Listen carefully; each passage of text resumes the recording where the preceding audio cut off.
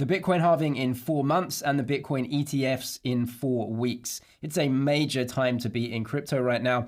So we're going to look at some cycle data and analysis in this video, including data from Fidelity, Van Eck, also ARK Invest right here with the Bitcoin monthly, going over some on-chain data. So we're going to look at that all in this video. Let's get to Bitcoin first. We'd had a dump at the start of this week. Very reticent to call this a drawdown really, because what, a 5 or 7% move and then a little recovery from here. The reason is the market got a little bit ahead of itself. So if you look at the bond market, it was really pricing in a lot of easing and rate cuts and everything like that. And everyone was getting excited. And of course, people always go a little bit too far. And so this week is a week where the market just draws back a little bit and says, hey, did we go too far? And to be fair, Bitcoin is still in this major uptrend, as you can see here. In terms of price levels, to the downside, you've probably got this kind of 38 level right here. Doesn't seem like we want to get anywhere near it though.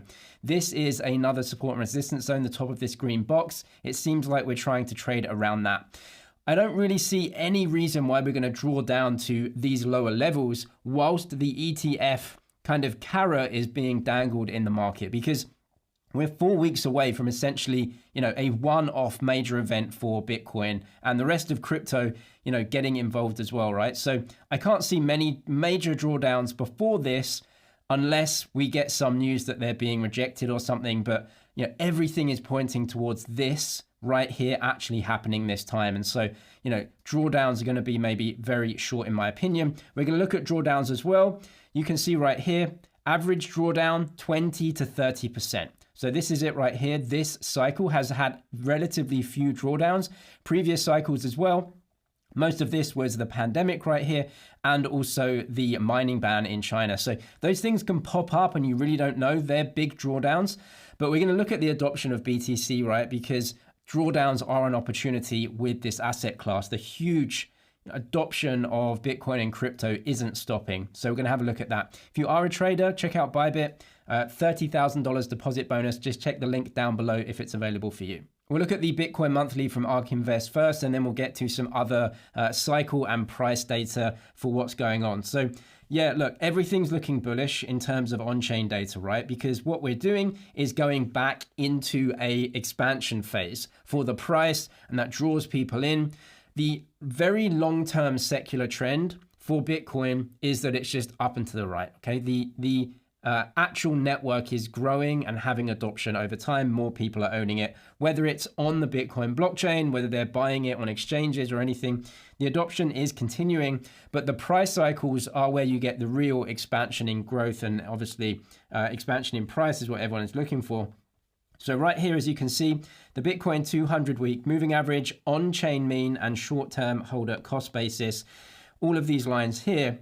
This, what I've drawn right here, that's the bear market, and that is the time to buy. So the best time to buy an asset that is just growing over time is at the bottom of its price cycle. And as you can see, the previous bear market that we've had was actually quite significant in its drawdown. It was quite large and it lasted for quite a long time. So a lot of these moving averages actually converged, quite low right here. If you can see the previous bear market, you got these drawdowns, but the price actually didn't go under the 200 week. In this drawdown, we actually did. Now, if you have a secular growth asset that's growing, 50, 80% a year in adoption, and you're underneath the 200 week moving average, it's just, an absolute screaming buy zone for that. Of course, it doesn't feel like that at the time, but as you can see, we're climbing out of this now. And, you have to climb out of this, of course, to have a bull market in the price, and that's what we're doing. We're going to get some drawdowns, we're going to get some areas of resistance, but you can see the longer term trend clearly is a climb out. And that's because not just of the macro, but you have the macro changing and the secular growth of the asset. So we're in this kind of, very, very Goldilocks period right now before this real move to the upside, which we expect maybe 24, 25. So as we can see, both East and West have appetites for BTC. So both are buying. So this is buying at different time zones. You've got the US here and Asia, both buying. So both buyers in the market. When buyers come in, the price goes up, right? So buyers are in the market. That's why we're going up. The reasons for that is because the macro is changing. Central banks are becoming a little bit easier, or at least people think they will over the next 6 months. And then, of course, the Bitcoin halving and the ETFs. It's just all coming together at once. Bitcoin supply is increasing across cohorts. So I've just written here adoption. What this shows is that the amount of Bitcoin that is last active over a certain time frame, so 1 year, 2 year, 3 year, 5 year, is going up. This shows that more and more people are buying and holding Bitcoin. So that's good for adoption. There are many traders who will trade cycles and traders who just trade the price of Bitcoin over a certain time frame. But most people will, just buy and hold it, maybe in a pension fund or in an investment fund or anything like that. You'll get many family offices, sovereign nations are starting to adopt this now. So, they don't sell, right? They just buy and hold for a very long time and have it as an asset. And that is continuing in all of these cohorts. So there's just adoption and more people buying. What I like to see is the last active 5 years, that is growing higher as well, especially over the last few years. It seems to be growing at a faster clip than the 3 year. You've got the last supply active, I think 3 year right here, or 2 year, growing as well. So you can see it's just adoption of the asset, and that's as simple as that. Bitcoin's time-weighted turnover hits historic lows. In our view, this persistent downtrend indicates the power of long-term holders. What I want to highlight here is the peaks that it gets to. So this is coin days destroyed.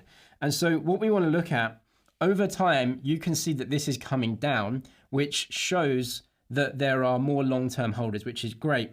However, there are peaks in this.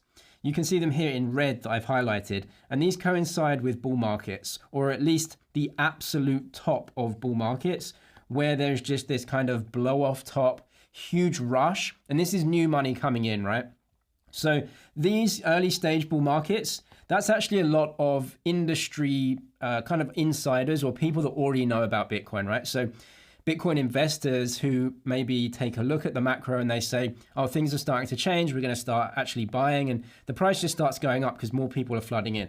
These tops are, new investors, right? People that have never come before and they want to get it. That's a real bull market, right?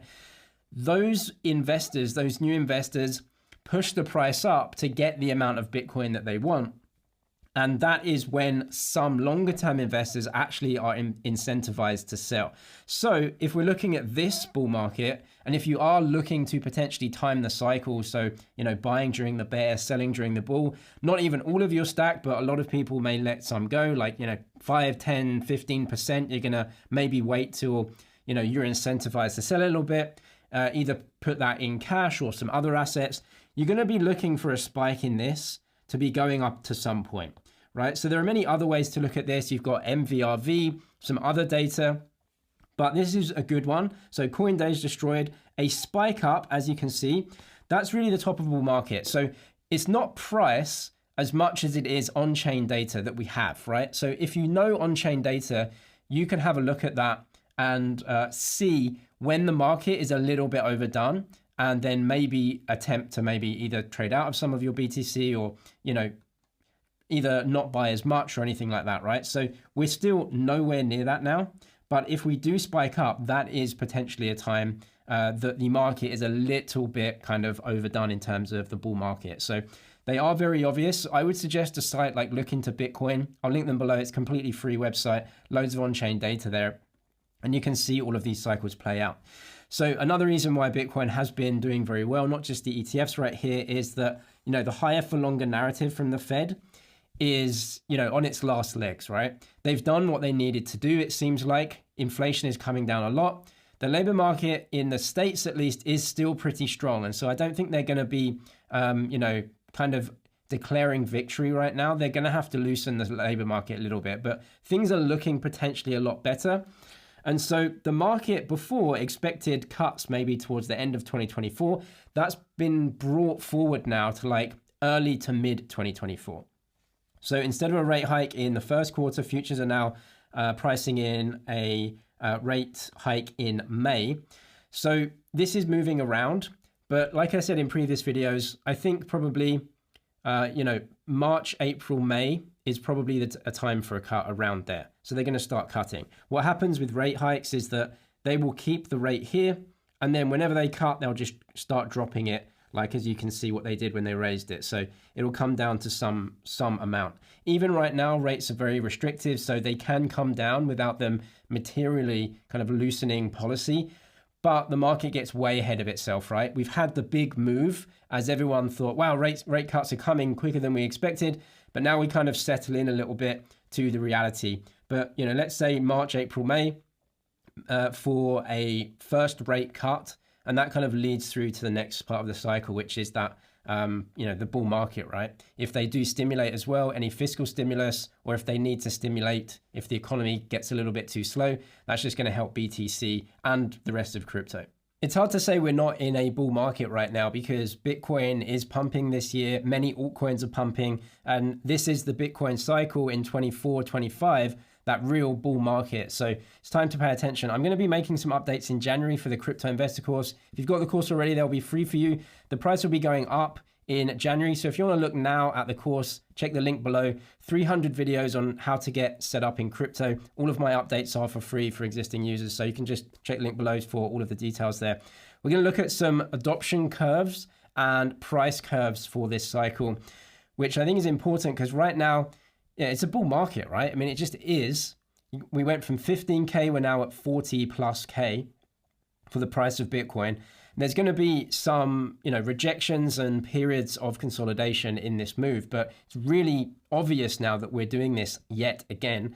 So this is the golden ratio multiplier, 350-day moving average in orange, and then you just have the multipliers at 1.6, 2, and then 3. So 3 would be the upper bull market, red is low bull market, green is accumulation high, and then the 350-day moving average.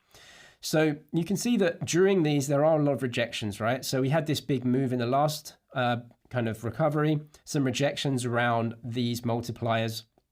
And then every time you're below this is like an unbelievable opportunity to buy this asset, considering, you know, the growth long term is to the upside, right?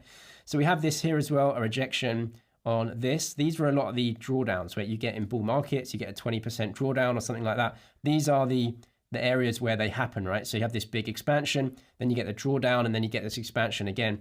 So where are we now? This was the bear market. You see we got rejection at the 350-day. We then broke through this, we retested it, and now we've expanded higher here. We're just getting a rejection at this level, which is totally normal. Very, very good. You don't just want to go straight up because at some point you get an even bigger drawdown. So these drawdowns and kind of weeks of consolidation, I think, are actually pretty healthy in terms of market structure. Just rejecting at this. If you're looking at the, you know, the moving averages and the multipliers, you know, everything's pointing to 80 to 100K potentially for the bull market again. So you're looking at this right here, you know, a lot of rejections from this, but climbing higher. And that is really, you know, when you're getting up here, that's when the price is pretty overextended in relation to fundamentals, right? So if we think fundamental network adoption is, let's say, 30 to 60% a year, something like that, when the price is up here, it's just a little bit overextended in terms of that versus the actual adoption. So these are the price cycles that you can try to take advantage of, or just dollar cost average through if you have, you know, 10 plus year time horizon. So we're looking here as well. This is from Fidelity. So just looking at top analogs, right? So previous cycles here, the price that they get to, the price is pretty much irrelevant because the returns are diminishing. So what that means is that we're not going to get anywhere near up to these percentage gains that we did in previous cycles. What I want to look at though is the time. So as you can see, previous cycles tend to top out around here. On this time frame, that would be 24 to 25. So around that time, maybe mid 24 to mid 25. Somewhere around that time is like peaking out on the price cycle of, you know, the Bitcoin price cycle. We have the halving, potential ETFs. You know, we have an election year, which may be pretty positive for BTC or negative. It doesn't, you know, we don't know that, right? So it's around 24, 25 for the peak in this cycle compared to last or previous cycles. These cycles do play out because Bitcoin is a macro asset. And, you know, it may outperform other assets, but it still has price cycles. This is very, very important to look at as well. So like I showed you with Coindays Destroyed, where you get these peaks, this is another way to look at it, which is the Bitcoin Sharpe ratio versus gold. So as you can see, during bull markets, the Sharpe ratio peaks because the price of Bitcoin goes very, very high. And so the same asset with a huge price appreciation makes its Sharpe ratio higher. And you get these big drawdowns in bear markets. This is a bull market here. We've had a drawdown and now we're coming out of it again. So what you're looking at, if you're looking to sell some at the top, or just take some profits at the top, or maybe rearrange your portfolio at the top, or even just buy less at the top because the price is significantly higher than the cycle norm, you're looking at this spiking up again around here. That's when it's telling you, hey, that's like not a good time to buy. So you either, draw down on your buys a little bit, take a little break. That's up to the individual investor. You can also see that these spikes are getting lower over time. As the asset matures, the juice in the trade gets drawn out and the returns get drawn out. But then you have a larger asset that has some lower volatility, and that's obviously desirable for a lot of people as well. So again, Coindays destroyed, Sharpe ratio. Look into Bitcoin is a good site. You can use that. It's free. The reason why the Bitcoin ETFs are coming is because all of these institutions realize that Bitcoin outperforms everything else. Their clients want performance. They've demanded the Bitcoin ETFs, therefore the ETFs are coming. This is Van Eck, which is one of the applicants for the ETFs. Adding Bitcoin has bolstered the historical returns of the 60-40. So as you can see here, blue is 60-40, adding 0.5% of Bitcoin, 1% and 3% of Bitcoin. Massive outperformance. Essentially, if you're in 100% Bitcoin, you've outperformed every other large asset. So they want to add this asset class because it's giving outperformance over time. It's really as simple as that. This is also, I think, from Van Eck. Again, for cycle, you can see the green line here. So this is for this cycle, the estimated fourth cycle right here, 2022 to 2025. This is the kind of low expectation, 250% growth. This is the median or the moderate at 500, and then their bullish scenario. So from bearish to bullish scenario, you're looking at a price anywhere from 40K to 150K. In the mid zone, you're looking at a price of around 80 to 100K. So 80 to 100K seems to be where a lot of consensus is. Obviously, it's a volatile asset. It can be very far away from that, but 80 to 100K seems to be somewhat consensus. I would think that, if we get a good cycle and the DJs kind of get involved, six-figure Bitcoins would be a meme, and, people would want to try and buy it and get it there. Whether it actually achieves it or not, we don't know, but you can see the institutions are now getting involved because they see the outperformance of Bitcoin. If you're on the crypto course, I'll be making some further thoughts for you guys over the next 4 to 5 weeks, so check that out. I'm James, this is Money DG. Cheers for watching, and I'll see you in the next one.